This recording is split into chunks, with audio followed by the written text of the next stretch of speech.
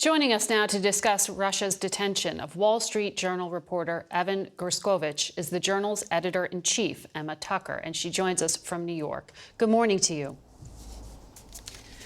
Good morning, Margaret, and thanks very much for having me on. And also, I just want to say before we get going, thank you to CBS and all the other news networks and news outlets that are continuing to focus on this story. It's really important for us to keep focused on Evan's plight at a time when I know the news is very busy. Well, we agree with you. And I want to ask you, this morning, Secretary of State Antony Blinken spoke with his Russian counterpart, Sergei Lavrov. It is very rare that they speak, but according to the State Department, the secretary had grave concern over the unacceptable detention of a journalist, and that is Evan. What do you know about this? Has any of it helped Evan's case? Well, one of the big problems in this case is we know so little. To the best of our knowledge, we know that Evan is being held in a prison in Moscow, but we haven't been able to get any messages to him. We haven't heard anything from him. There's been very little official information. The fact that Secretary of State Antony Blinken spoke to his counterpart today is hugely reassuring to us. We know that the US government's taking the case very seriously, right up to the top. And as I say, that for us has been, gratifying to know that they take it as seriously as they do. There is a legal determination being wrongfully detained, and it comes with it a little bit more leeway for the fight that the U.S. government can put up here. What difference do you think that will make in this case, and how quickly will it come?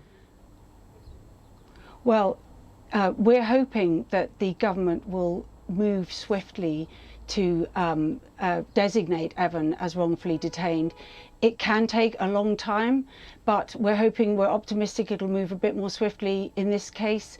When that happens, it's an official recognition that the charges against Evan are entirely bogus. And once that official recognition comes, things can then move a bit more rapidly. Well, we know that when Evan was taken, there was also a very swift hearing. His lawyer was not allowed in.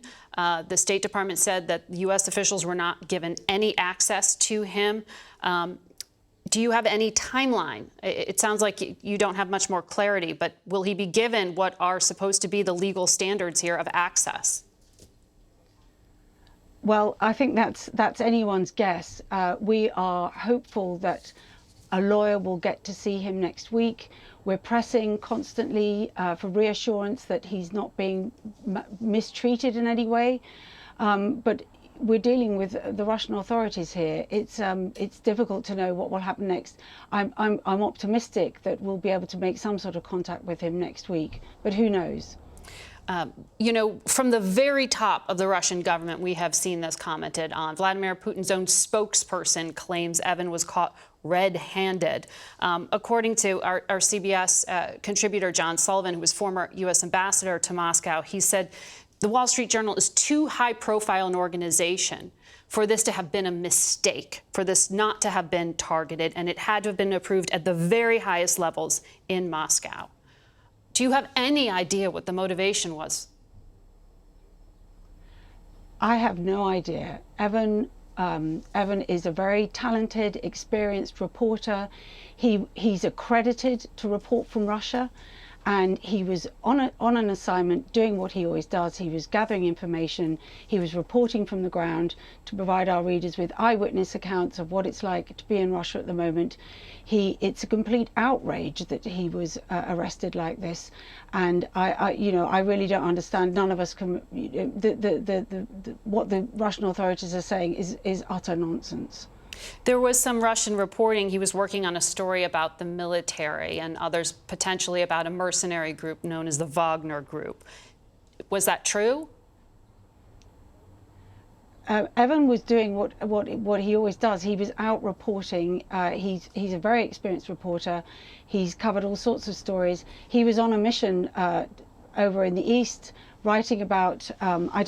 He was just doing what he always does. He was news gathering and talking to his contacts out there. I know that I've read you've pulled your Moscow bureau chief from her post.